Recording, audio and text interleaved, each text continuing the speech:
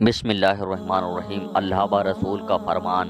ایسے ہی سچے قصوں کے لیے ہمارے چینل کو سبسکرائب کریں۔ منقول ہے کہ قیامت کے روز مرد اللہ تعالیٰ کی جانب میں کھڑا کیا جائے گا، اس کی بیوی اور اولاد اللہ عز و جل کی جانب میں شکایت کرتے ہوئے عرض کریں گے، اے ہمارے رب، اس مرد کو ہمارے حق کے بارے میں مواخذہ پوچھ تاچھ کر، کیونکہ اس نے ہمارے دین کی باتیں نہ سکھائیں اور ہمیں حرام روزی کھلاتا تھا اور ہم بے علم تھے، لہٰذا اس کم نصیب کو حرام روزی کمانے کا سبب پیٹا جائے گا، یہاں تک کہ اس کا گوشت جھڑ جائے گا۔ اس کے بعد انہیں میزان اعمال تولنے کی جگہ ترازو پر لے جایا جائے گا، پھر فرشتے پہاڑ کے برابر مرد کی نیکیاں لائیں گے، عیال اولاد وغیرہ میں ایک شخص بڑھے گا اور کہے گا میرا وزن کم ہے، اور وہ اس کی نیکیاں لے جائے گا۔ پھر دوسرا عیال شخص آئے گا، وہ بھی اس کی نیکیوں سے اپنی کمی پوری کرے گا، غرض ہے کہ سب اہل و عیال اس کی نیکیاں لے جائیں گے۔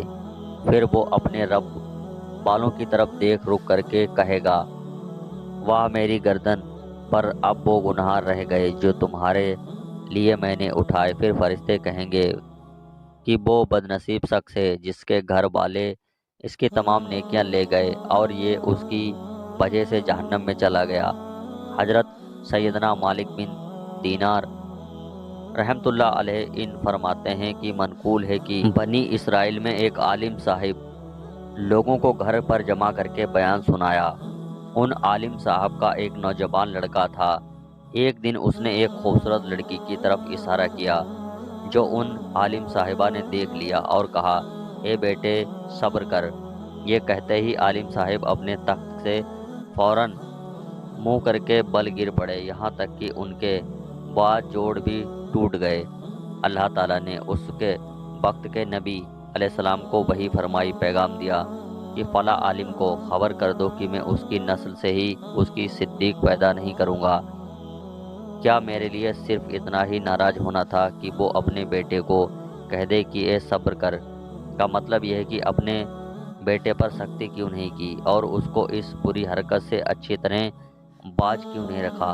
اپنے بیٹے کو برائی پر سزا نہ دینے سے جرم میں بنی اسرائیل کے ان عالم صاحب کا دردناک انجام اس واقعے میں اپنی اولاد کو برائی سے روکنے والوں کے لیے عبرت ہے۔ جب ایک عالم دین کا یہ حال ہے جو اپنے عزیز و اقارب کو گناہوں سے نہ روکے، تو پھر آج کل کے لوگوں کو غیر عالم سے ان کا کیا حال ہوگا، جبکہ انہوں نے نہ علم دین سیکھا اور نہ سیکھنے کی کوشش کرتے ہیں۔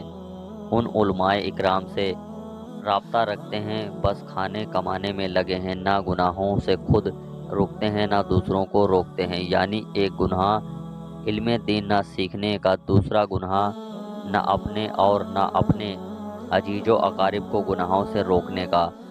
حدیث شریف ہے کہ حضرت سیدنا نعمان ابن بصیر رضی اللہ تعالی عنہ فرماتے ہیں کہ میں نے حضور صلی اللہ علیہ وسلم کو فرماتے ہوئے سنا ہے کہ اللہ تعالیٰ کے حقوق میں نرمی یا سستی کرنے والے کو ان حقوق کو اجائی کرنے والوں کو ان کی حفاظت کرنے والے ان تین قسم کے لوگوں کی طرح سے ہیں جو بحری جہاز سے سوار تھے۔ انہوں نے اس کی منزلیں باہم تقسیم کر لی اور اس پر والی دوسرے کو درمیانی بیچ والی اور تیسرے کو پہلی منزل ملی۔ سفر جاری تھا۔ نچلی منزل والا ایک شخص کلہڑا لے آیا۔ ساتھی کہنے لگے، کیا کرتا ہے؟ وہ کہنے لگا، اپنی منزل میں سوراخ کرنا چاہتا ہوں، اس سے پانی بھی قریب ہو جائے گا اور دیگر حاجات ضرورت کے لیے بھی آسانی رہے گی۔ یہ سن کر بعض نادان لوگ یوں ہی کہنے لگے، اسے دفن کرو، اپنے حصے کی منزل میں جو چاہے کرے۔ دوسرے سمجھدار لوگ بولے، ہرگز ایسا کرنے دو، ورنہ یہ ہمیں بھی ڈبا دے گا اور خود بھی غرق ہو جائے گا۔ اس پر وہ لوگ اس شخص کا ہاتھ پکڑتے ہیں تو وہ خود ہی بچتا ہے اور یہ لوگوں کو بچتے ہیں، مگر اسے چھوڑتے ہیں تو وہ خود بھی ہلاک ہوگا اور انہی کی ہلاکت کرے گا۔ پیارے مسلمان، ظاہر ہے کہ اگر نچلے حصے والے بیوقوف آدمی کو اگر جہاز میں سوراخ کرنے سے نہ روکا گیا تو سمندر کا پانی اس سوراخ کے ذریعے جہاز میں داخل ہو جائے گا، نتیجتاً جہاز ڈوب جائے گا اور نیچے اوپر تینوں لوگ ہیں سب کے سب ہلاک ہو جائیں گے۔ اسی طرح نیک اور پرہیزگار لوگ یا شیخ اپنی اپنی دیکھ ریکھ کے تحت صرف خود اپنی اصلاح کی فکر میں لگے رہیں اور دوسروں کی اصلاح کی طرف کوئی توجہ نہ دیں تو برائیاں بڑھتے بڑھتے ان کو بھی گھیر لیں گی اور یہ بھی تباہ و برباد ہو جائیں گے، جیسا کہ حدیث مبارکہ سے پتہ چلتا ہے۔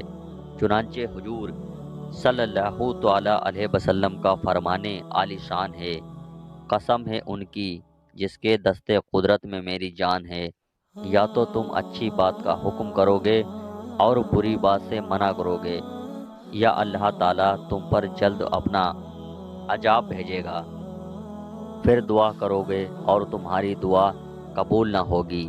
ایسے ہی سچے قصوں کے لیے ہمارے چینل کو سبسکرائب کریں۔ ویڈیو دیکھنے کے لیے بہت بہت شکریہ۔ ملتے ہیں ایک نئے واقعے کے ساتھ، تب تک کے لیے اللہ حافظ۔